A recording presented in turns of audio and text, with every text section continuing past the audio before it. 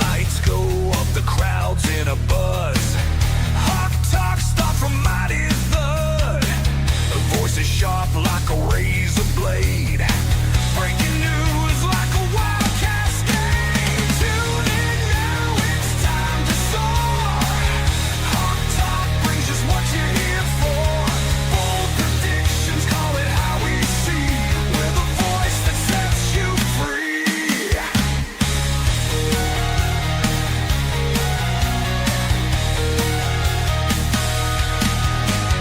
Host on fire, you can't deny.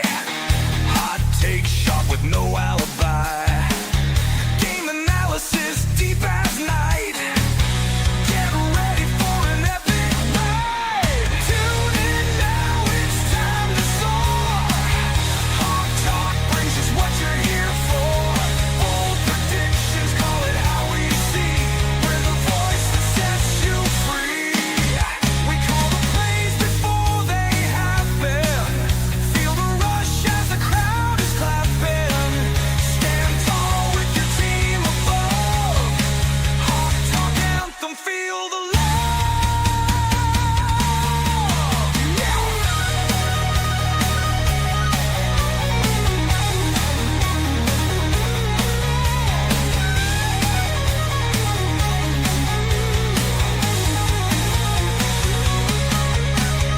Tune in now, it's time to soar. Hawk talk brings us what you're here for. Bold predictions, call it how we see. We're the voice that sets you free.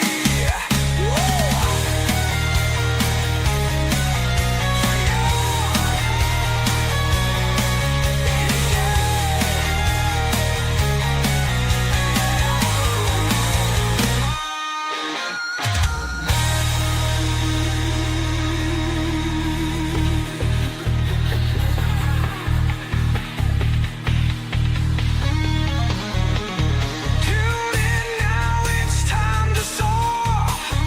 Hawk talk brings us what you're here for. Bold predictions, call it how we see. We're the voice that sets you free. We're the free. Set you free. We're the voice that sets you free.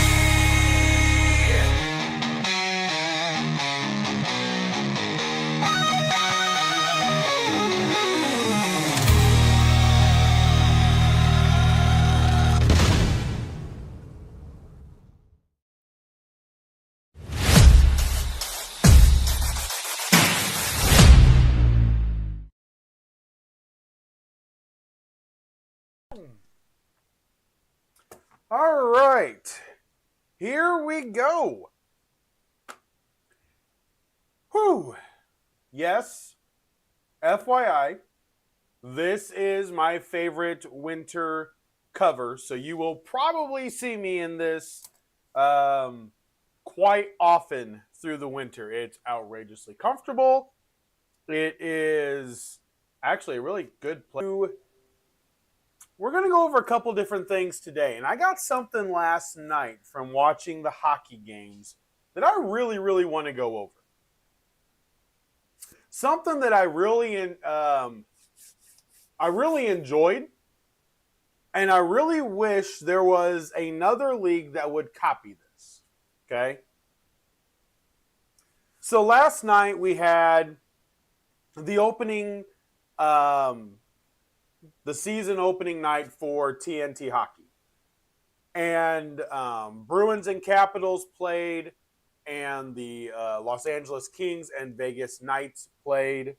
And then you had the Toronto Maple Leafs and the Canadiens earlier, and then the Calgary Flames and Edmonton Oilers somewhere around the same time. Okay?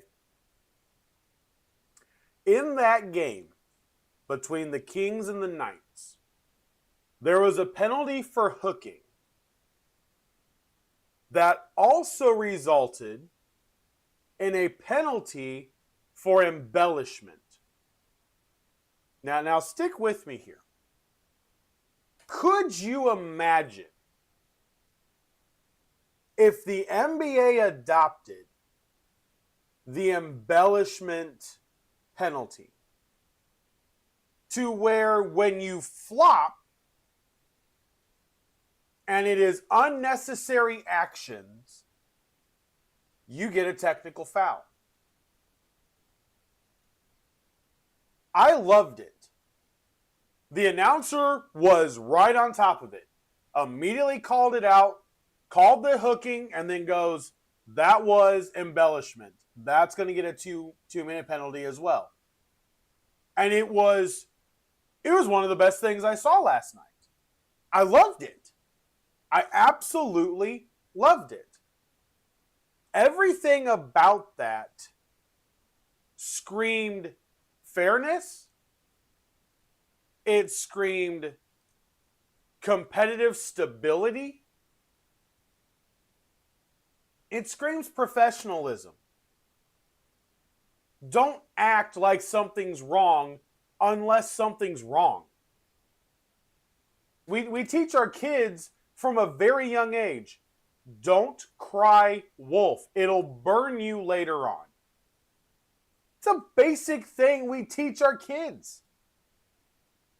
Yet grown adults in a game, in a professional game, on top of that, will flop, embellish, make things to be worse than they actually are. And I really appreciate NHL having the guts to be able to do that. I really do. Like, I am very impressed with how that all worked out last night. And I really wish the NBA would adopt it. Now, if it did, LeBron James would not have nearly as many points. James Harden wouldn't have nearly as many points. And I was talking about SGA last night to Big J while we were talking overnight. And that's the one I can't really figure out. Go back to the 90s. Go back to the 6-year Bulls Jordan. SGA is a smaller version of what he does. The reason I like SGA is because he is not a three-point guy. Yes, he does get to the free throw line a lot. I will give you that. I will absolutely give you that. But what I'm thinking with him is it's nice to watch jump shots again. It's nice to watch the basketball game being played. Now, Jalen Brunson loves to flop. James Harden loves to flop. SGA causes the contact, which we loved when it was Jordan. I do not like the flopping. Jordan was a much stronger version. He was going to beat you. He wasn't going to flop to get a call go his way. He would go in the middle of those oak trees, down low, and just beat them. That was Jordan. SGA goes against the oak tree, pushes off with that shoulder, and then does the fadeaway jump shot, which I respect the jump shot as long as there's no flop. If you're going to be the one that runs into him, don't go, oh my gosh, what a hard hit. Come on. If you're the one that runs into them, this is why I hate it when guys, do hard screens and get offensive fouls called. Do a hard screen. Stand your ground. If the guy can't get through you, tough luck, chump. Get around the screen better. Go under it instead of over it. Don't try to go through it, because I tell you what, I was taught set that screen, stand tall. I was taught that in 6th grade. My job is to make sure that person following my teammate doesn't get past me when when the guy runs right next to me. Now, I don't put my knee out, you don't put your leg out, you don't play dirty, but you stand there straight and tall, and if they run into you, you don't have to move. It's that simple. Well, now if you do that, they go, oh, and they flail away. Embellishment, technical foul. That would be awesome. That would be awesome. And I really think it needs to be adopted. I really do. The players want to go for it because too many of them rely on their embellishment to actually be considered a decent NBA player. Jalen Brunson is very good. His embellishment all the time, though, does cause the view of him in public circles and even in the league to be lower. LeBron forever, he is LeBaby and LaFlop. James Harden, hard flop. It's just, we know the ones that do this. If you're going to be the best, stop whining. If you actually get hit, which these players really don't get hit now, then that's one thing. But gosh darn, we are stronger and faster than we've ever been before, and we're going to whine about a hip check? Really? I loved it. I loved it. And the games were great in hockey last night, too. The Kings and the Knights went to a shootout. The final score after the shootout was 6-5. It was a great game. Calgary and Edmonton ended in a shootout. 4-3. Calgary gets the W. The Boston Bruins beat the Capitals. Once again, empty net goals kind of played a factor. It was 2-1. And then the Capitals pulled their goalie. They got an empty net goal. They ended up winning 3-1. The Toronto Maple Leafs, it was 2-2 in the third period with like 7 minutes left. And then they rattled off 3 goals in the final 7 minutes of the third period. It was pretty impressive, not going to lie. It was pretty impressive. And I really have thoroughly enjoyed watching hockey over these last 2 nights. And I'm really looking forward to tonight because to me, tonight is the first real full schedule evening that we are going to have this year of hockey. And I'm kind of excited for it.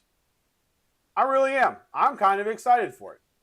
So what is going on tonight? Here is the schedule for tonight. The Blackhawks are playing the Bruins in Boston. The Rangers, coming off their opening game loss, now go to the Buffalo Sabres.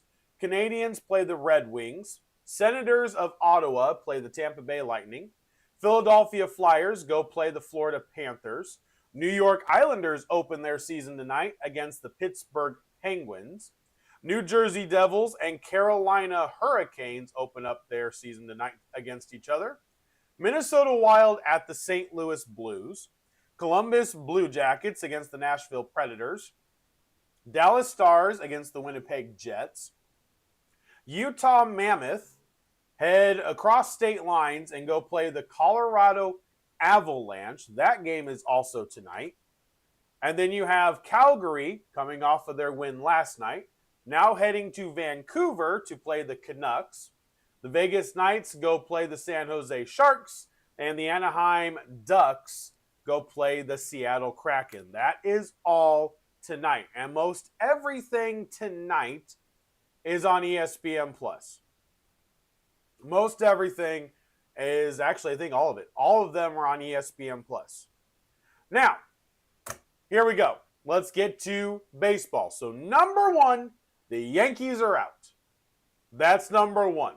The Blue Jays knocked off the Yankees yesterday to win the ALDS Series 3-1. They won that game 5-2. Vladimir Guerrero got the hitting going in the first inning, and then they just kept building their lead en route to a 5-2 victory.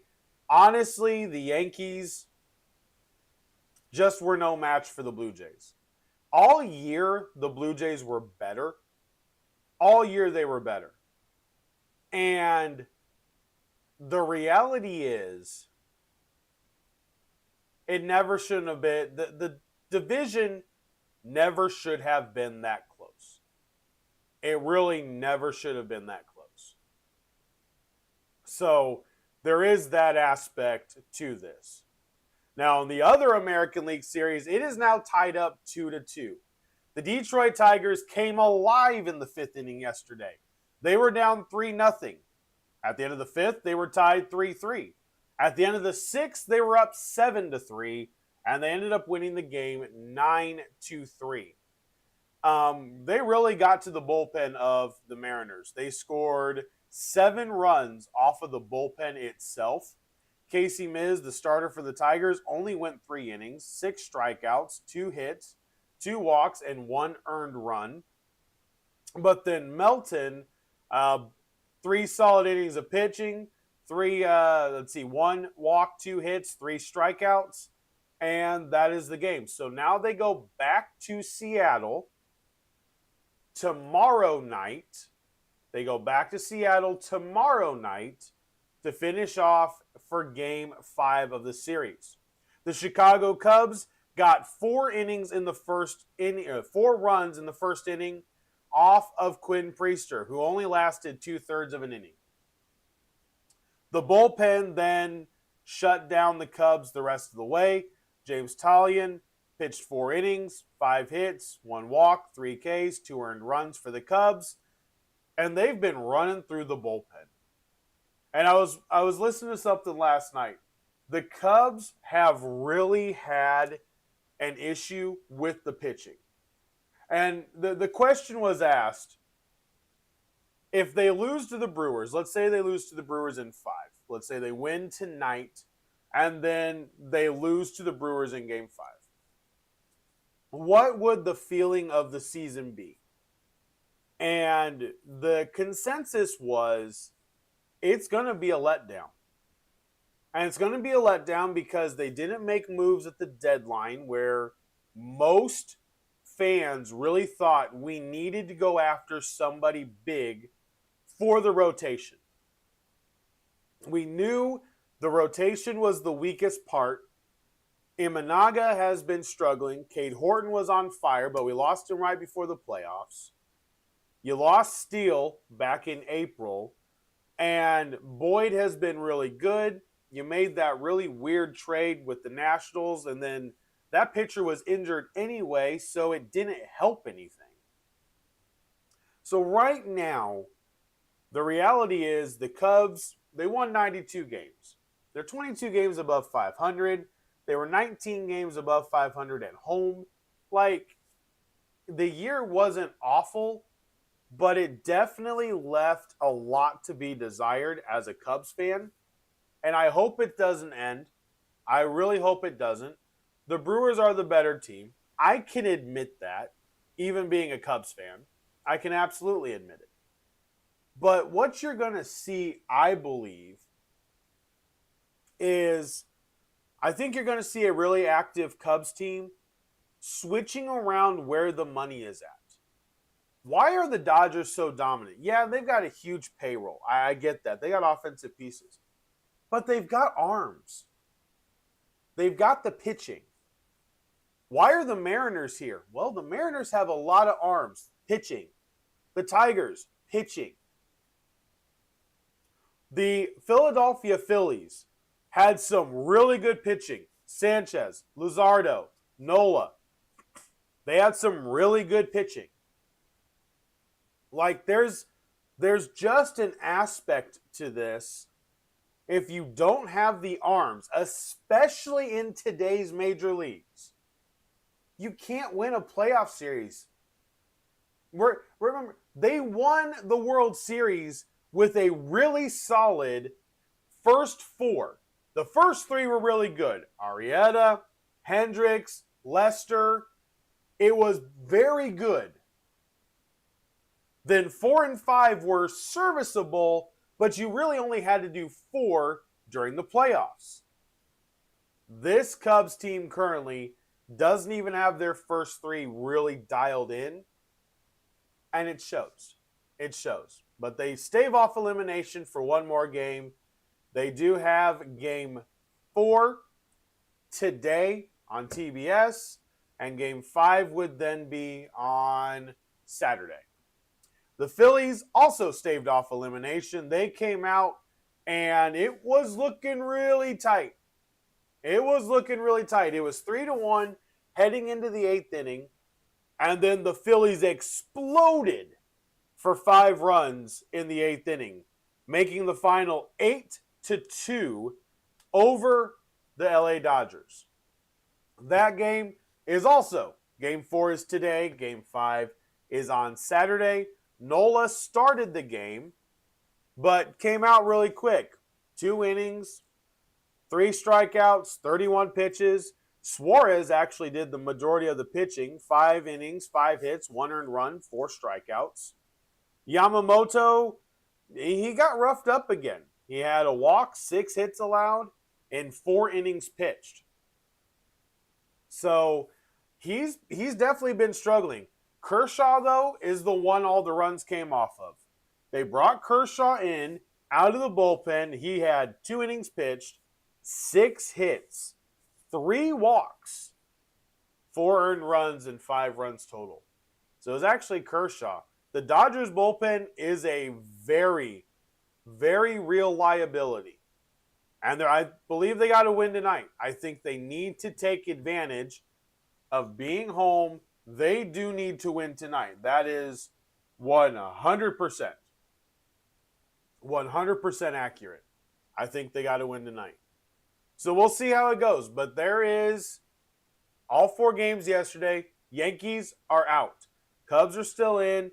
Phillies are still in.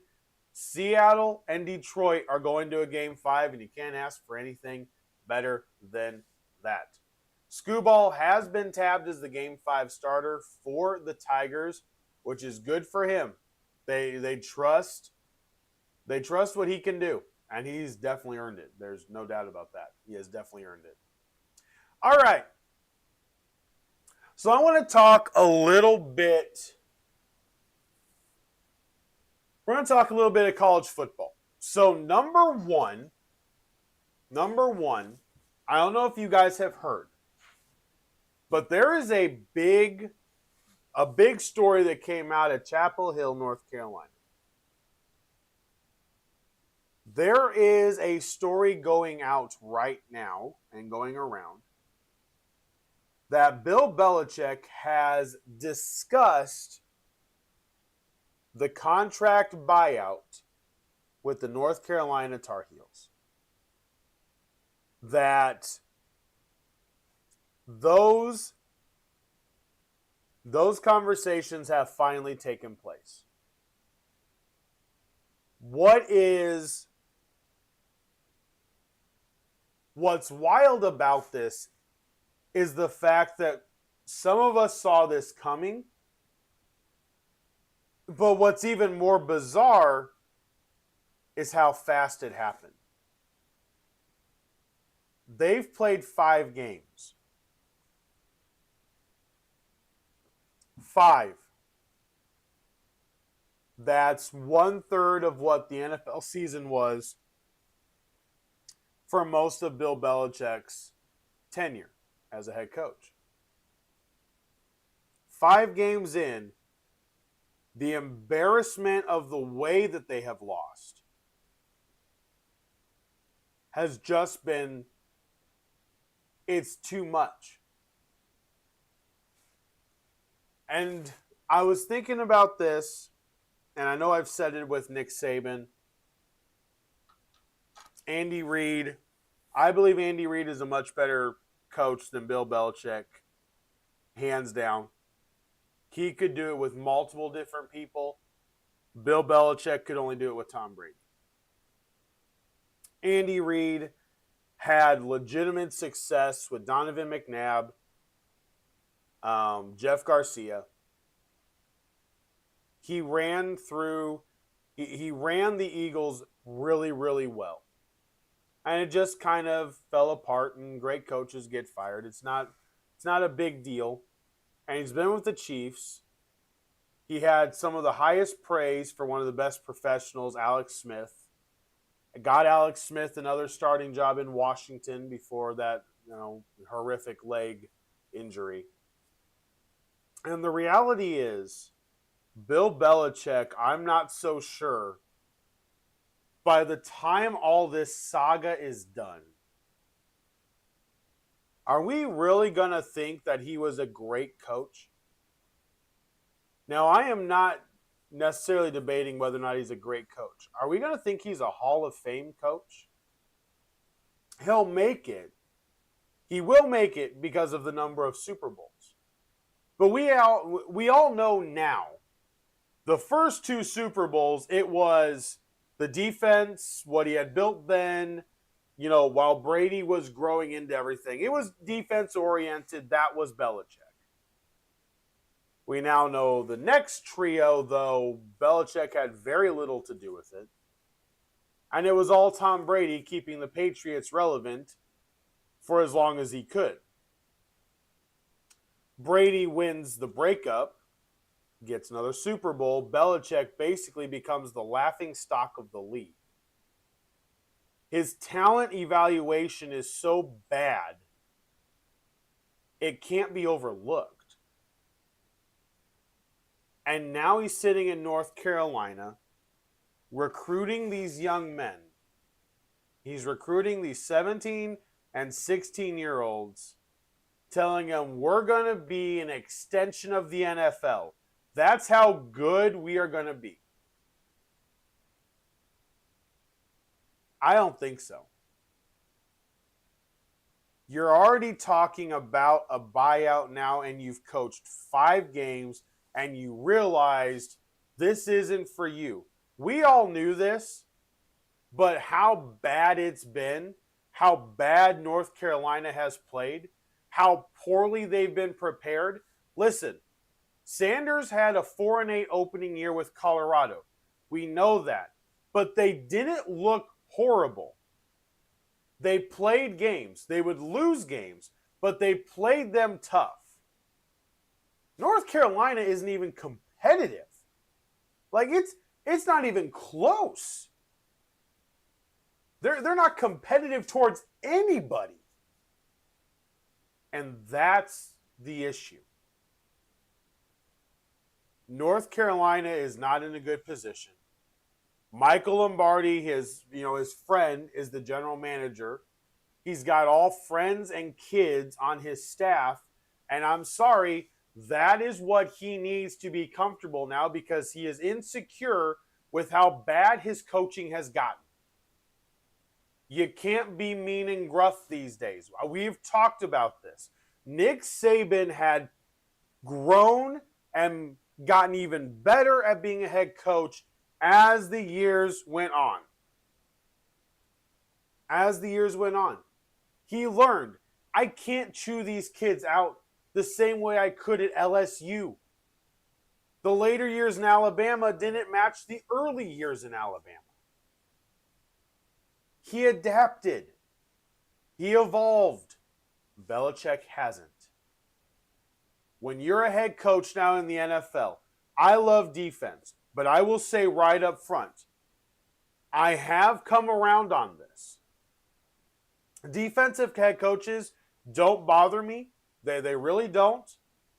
But if you're a defensive head coach, you better have a great offensive coordinator.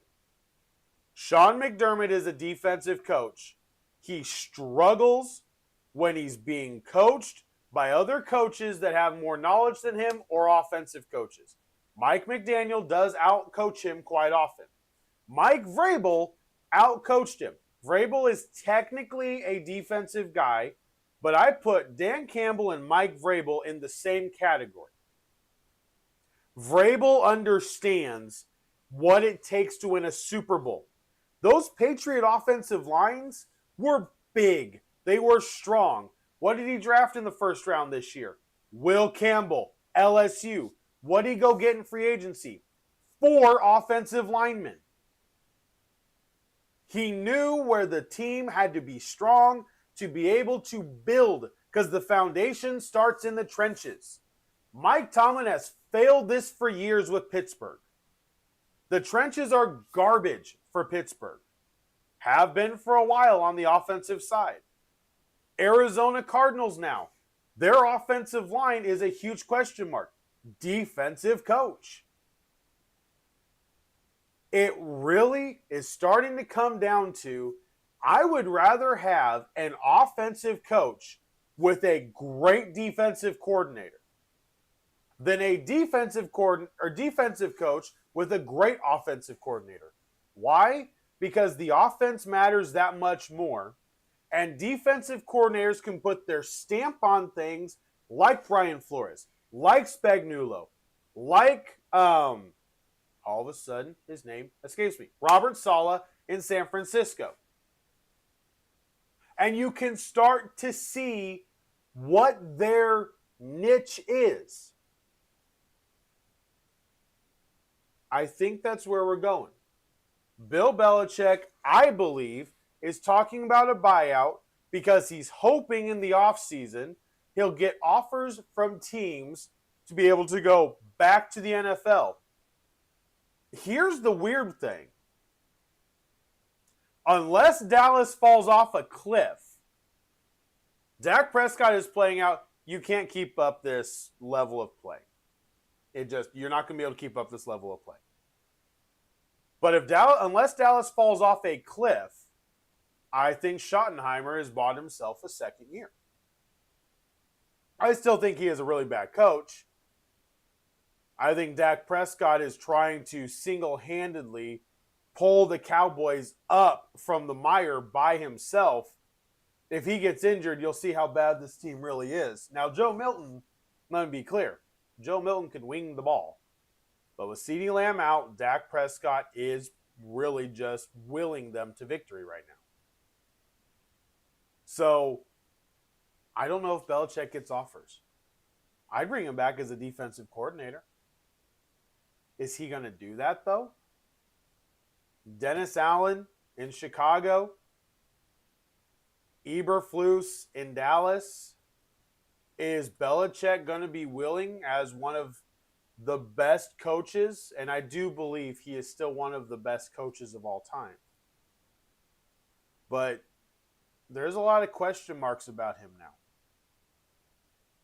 It's been a really bad, rocky year. Do you remember how Bobby Knight finished at Texas Tech? Nobody argued the early years at Indiana. Nobody argued his success. But how he finished really tainted the view of most everybody on he himself as a college basketball coach. Bill Belichick is doing the same thing. And to be honest, it's really sad. Because these guys, if he does get to a buyout point, you now have all these players that transferred in to play for Bill Belichick. This is why I hated it. I told you guys this back in August when we were doing all the previews, back in July. This is why I hated it. You are affecting the future of young men. If the stories are true that he didn't want the North Carolina Twitter posting Drake May because he's a Patriot, he's crotchety, I would have fired him then. Drake May, one of your proudest alums, beat Josh Allen on Sunday Night Football. You should post that on Twitter. You should post it on Facebook. You should blast it out on TikTok. Your quarterback that got drafted from your university just won on Sunday Night Football over an MVP quarterback. But because you've got a crotchety old guy that doesn't like the fact that he isn't getting credit for what happened in New England now and wanted to just ruin what Robert Kraft owned up there. Yes, I do think he is spiteful, vengeful. It's 100% accurate at this point. Everything he has done towards the Patriots shows a lack of professionalism, a lack of awareness, and a lack of appreciation for what Robert Kraft let him do. I hope North Carolina buys him out quick. Those kids deserve better. They deserve better than somebody who isn't even there. He obviously doesn't want to be there. Buy him out, get him out of the building, and say, we don't want you back, ever. Just leave. This has been embarrassing. You've drug us through all this, the girlfriend situation, which I don't want to get into, but that has played a factor in this. There's a reality with this. There's a reality with this. All right, so there's that side of it. That was a really interesting story that I read, and we'll see what happens. But on the other hand, we got games this weekend, and we got Hawks locks to do for the spreads this week too. I have been all over this. I told you my college picks. For Hawks locks. The spread is currently still sitting. I went back and checked. I misquoted. I thought I got the game at 20.5. That was actually a different game. The Illinois-Ohio State game, when I placed the bet Sunday morning when the numbers first came out, I got it at 16.5. The game is now 14.5. So in my bet currently on DraftKings, I have it at 16.5. I feel great about that one. Not going to lie. I feel really, really good about that one. So we're going to stick with what I said. Okay? So we are going to stick with exactly what I said. We're going to do 3 Hawks locks for college, and then we're going to do the 3 Hawks locks for the NFL. I was undefeated last week. Let's see if we can keep it going. So I will do what is currently on the screen as of right now. So currently, the spread is 14.5. I am still taking Illinois plus 14.5. 34-20 seems like a legitimate possibility, but I think it'll be even closer than that. I really do. I don't see this game getting out of hand until the second half, possibly the fourth quarter. Now, this is one I'm really questioning of why it's raised up. I actually got this bet at a worse number. My bet for the Notre Dame and North Carolina State game was at 21.5. It's now 23.5. I don't know why. Like I said, every stat leader is an NC State Wolfpack member. The best rusher in the game, the best passer in the game as far as numbers. Now, CJ Carr has been on fire, but you won 28-7 over Boise State. Give me a break. And Boise State hasn't looked great. It's not like they're a top echelon team. And you only beat them by 21. NC State comes in. They play really, really hard. They are a fighting team. It's 23.5 right now. I'm taking NC State all day long. And I'm not even blinking at that one. I don't see a way for Notre Dame to win by 24 points. I don't see it. And then the final one is South Carolina. Now, this one is a risk, I will admit. But I've got the number at plus 9.5 right now against LSU. South Carolina has not looked great. Sellers has struggled, but LSU hasn't looked great. That loss to Ole Miss really was kind of alarming. The over-under for this game is actually only 43.5 points. It's a really low over-under. So I'm anxious to see how this game plays out on Saturday. It's only on the SEC network. It's not a main game, which is interesting. But I will definitely be watching Saturday night. But I'm going to take South Carolina. I'm going to take all underdogs in my Hawks locks for college. I'm going to go all underdogs. Illinois, NC State, and South Carolina. Now, when you look at the NFL, here's something I've been struggling with this. Man, have I been struggling with this. Because some of these spreads have changed a lot since Sunday. So, the Broncos are currently favored by 6.5 over the Jets. Conventional wisdom would tell you that's probably accurate. Here's what worries me. It's in England, which is it's a field leveler going overseas. So I'm going to stay away from that game.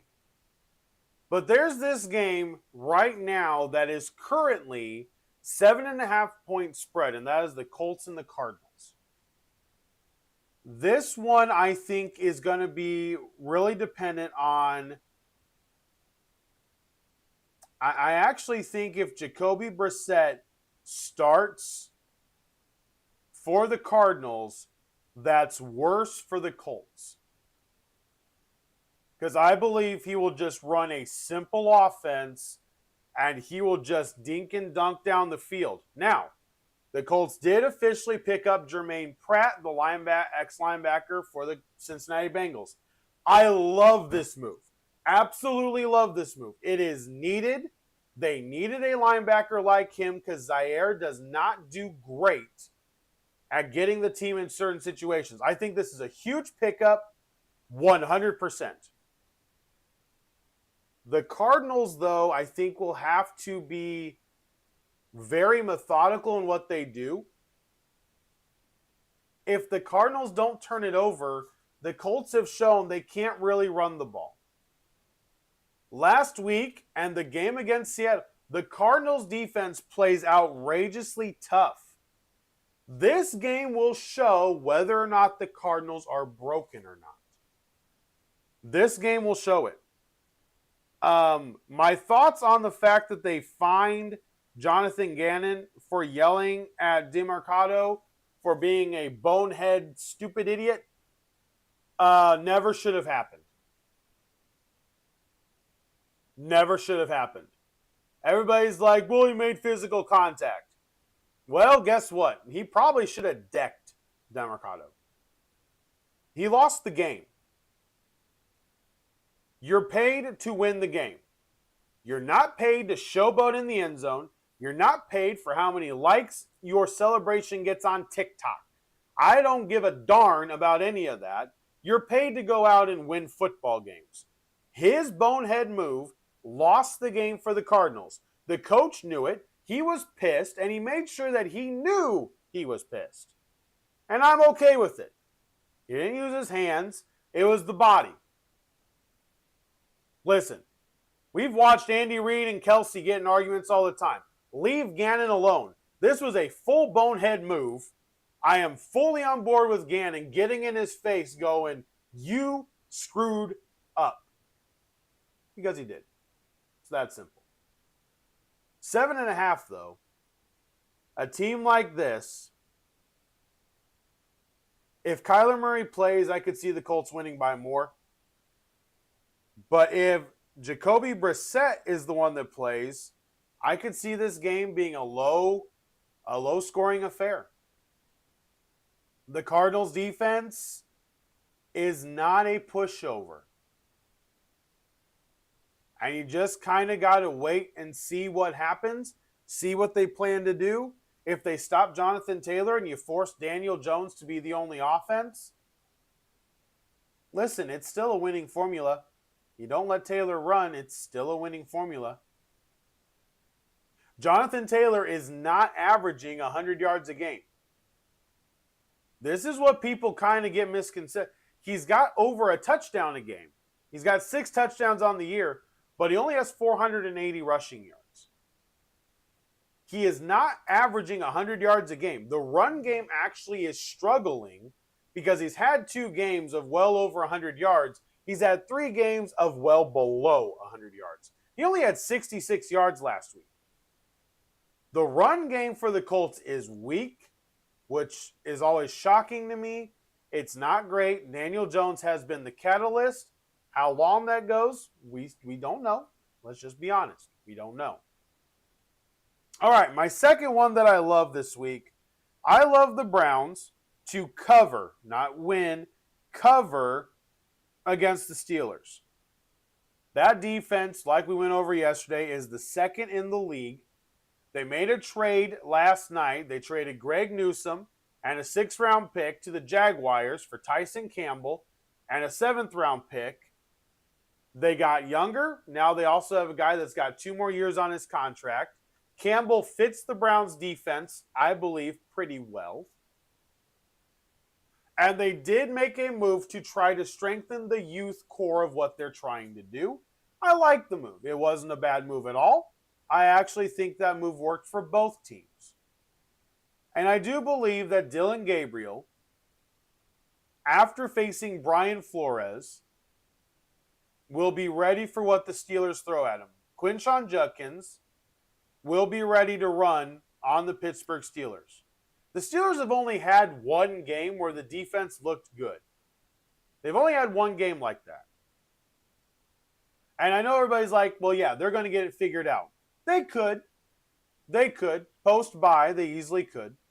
The over-under for this game is 38.5 points. The Pittsburgh Steelers are favored by 6.5, and I just think that's too much.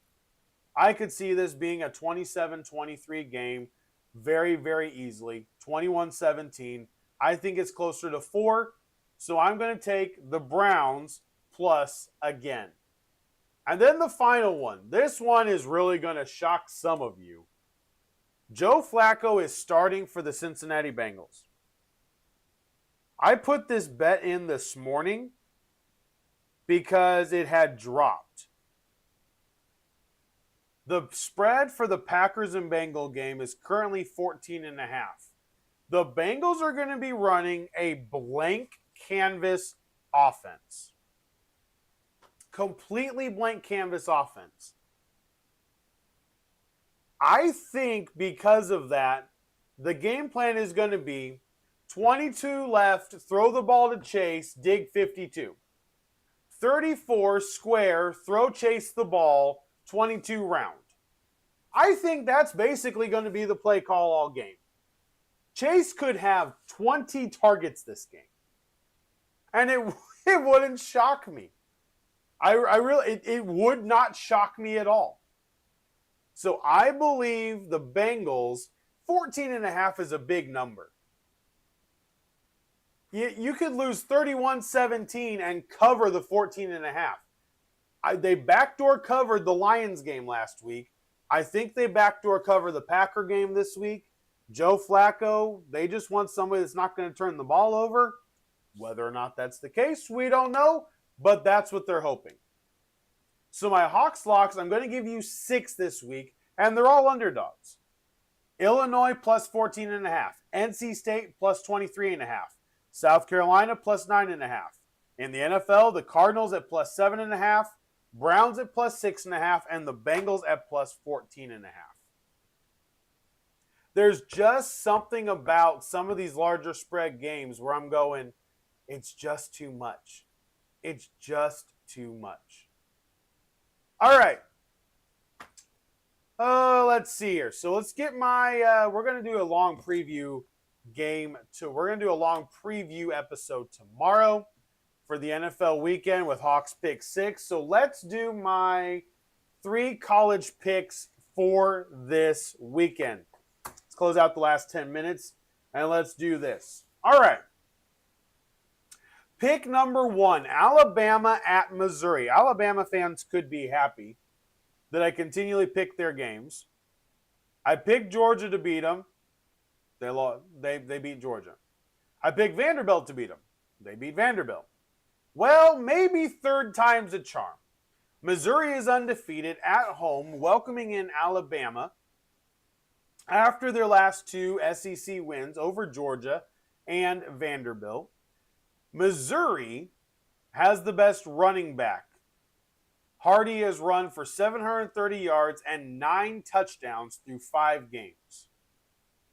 FYI, that's a lot of yards a game. He is absolutely electric, and we have seen Alabama's defense against a good running team struggle. Now, the question's going to be, can Alabama protect Simpson against Missouri's pass rush? Missouri is not the loudest stadium, but they are home.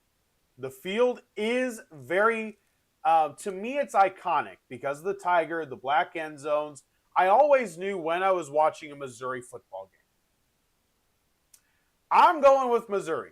Third time's a charm. I am going with Missouri over Alabama. That is what I'm going with again. Now, if I get this one right, I may start picking Alabama so that they lose. I don't know. Well, we'll find out in future. But that is the pick for that game. All right, the next game, Indiana at Oregon. The spread is 7.5 points. The game is at 12:30 local time, 3:30 Eastern. CBS, Premier Big Ten game of the week.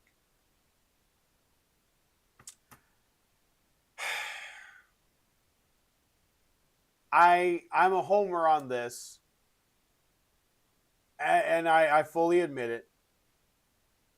Indiana, I believe they have the ability to make this a really, really close game. My head says pick Oregon. Conventional wisdom's going to be pick Oregon. What most people will be watching is how well IU plays Oregon. Because amazingly enough, because of Penn State's 2 losses already and the way they've looked, there's actually some books that currently have IU favored in that matchup against Penn State. 7.5 point underdogs. Out west, we've seen that be an issue before. It hasn't been with Curt Cignetti teams. I am going to go. I am. I'm a homer. I'm sorry. I love IU. I love Cignetti. I love what he has done. And I'm going to pick IU over Oregon. And I'm going to be watching that game primarily, yes, to see how we match up this year. I think Mendoza is really the biggest difference. I really do. I think Mendoza is so much better than Curtis Rourke, it's not even funny. He's got a much better arm. He looks like an NFL quarterback. And after this weekend, he may be put on the radar as watching for a guy that potentially next year could crack the top 5 quarterbacks drafted in 2027. That's what I'm going to be watching.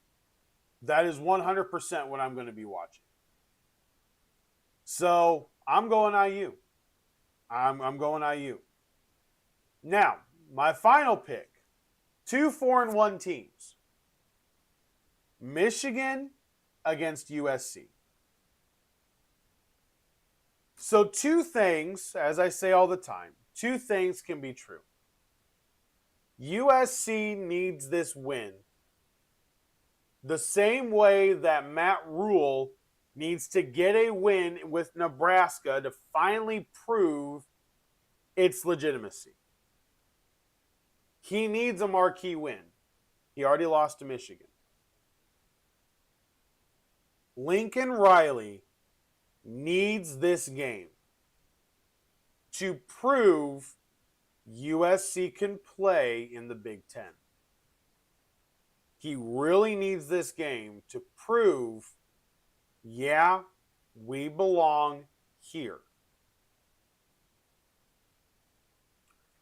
There is something about USC. The way the schedule played out, they won on the road against Purdue. They beat Michigan State at home, but then on that road game, which was the last time they played 2 weeks ago, that road game against Illinois exposed how soft they may actually be. And that's not good. Illinois ran it straight at them, punched them in the mouth, and left them in the dust. The next 3 games for USC are Michigan, at Notre Dame, and then at Nebraska. That is not an easy schedule. Notre Dame is definitely the better squad right now at quarterback. Team-wise, though, Michigan and Notre Dame are kind of the same. Michigan needs to run the football. This game is huge for Sherrone Moore in the same way. Can you go on the road and beat USC? This is a big game for Michigan as well. I really, really, really think that Michigan's going to follow the Illinois blueprint. It's a tough game. They're going to outmuscle them. That's kind of how I see this game playing out. It's going to be a game that gets shortened by the running of Michigan. I called it with Illinois. USC is just soft. They've had 2 weeks to stew about this. They're going to come out probably fired up, but I think that may cause them to make a mistake. Not have perfect gap integrity on defense. I really want to pick USC because they're home at the Coliseum. I really want to pick USC because of that. But I'm going to go Michigan. I'm going to go Michigan because I'm going with the team that, like last year, it's the team that has more physicality than USC. That was why Penn State beat USC last year. That was why Minnesota played them so tough last year. Why Maryland played them so tough last year. USC is just soft. Michigan State kind of punched them around a little bit. And these next 3 games, Michigan, Notre Dame, and Nebraska, these 3 games for USC are huge because you're not beating Oregon. And hey, who knows when they play UCLA the last game of the year right now. So these next 3 weeks for USC and Lincoln Riley are huge. I want to pick USC, but I think I'm going to go with Michigan. I just think they're bigger, and I think they're going to run down their throats the way that Illinois did. They're going to control the clock, control the tempo of the game. USC can throw it. That's fine. Michigan will just wear down that defense to where they can't do anything. And that's really what it came down to. Illinois just kept leaning on that defense, and it wore down. Offense can score fast. Sure, your defense cannot hold up for that long. I think that's what's going to happen again. It may be a field goal. It could be a walk-off field goal again. 100% possible. But I'm going to go Michigan. That's what I'm going to do. I'm going to go Michigan. All right. Thursday done. Woo! Another week is almost in the books. Got that covered. Moving forward. 23-hour break until we come back tomorrow. Entire week 6 preview of the NFL. Do Hawks pick 6 for tomorrow. And we'll head into the weekend ready to watch some football. Thank you guys so much for hanging out with me today. It is chilly. It got down to 45 where I was driving last night. The sun is shining. It looks gorgeous. But yeah, it's lying. It's 45 degrees. For me, for a guy like me, it's absolutely beautiful. But for most other people around the city and state, mostly what I heard last night was, I miss summer already. I'm like, I don't. Give me this gorgeous 59, 65 degree weather. I will live here forever. But nonetheless, thank you guys for hanging out. We will do this again tomorrow. 23-hour break. We'll do it again tomorrow. NFL Week 6 preview. Go over everything. Hey, watch for the Giants tonight. Watch for the Giants tonight against the Eagles. Lots of drama. A players-only meeting that only had 3 players. Barkley, Brown, and Hurts. Philly's in trouble. Philly's got a coaching issue again. I called it in the offseason. They've got a coaching issue. Watch for the Giants tonight. Don't sleep on the Giants. If the Giants can get out and punch them in the throat, it'll be close. So, watch some football tonight. Have a fantastic day. Make it the best day you can. I will see you guys tomorrow. Like, subscribe, share the podcast, do all the fun things. You guys know I deeply appreciate it. Until tomorrow, guys. For Sports Talk with Hawk, I am Hawk, and I'm out. Have a great day.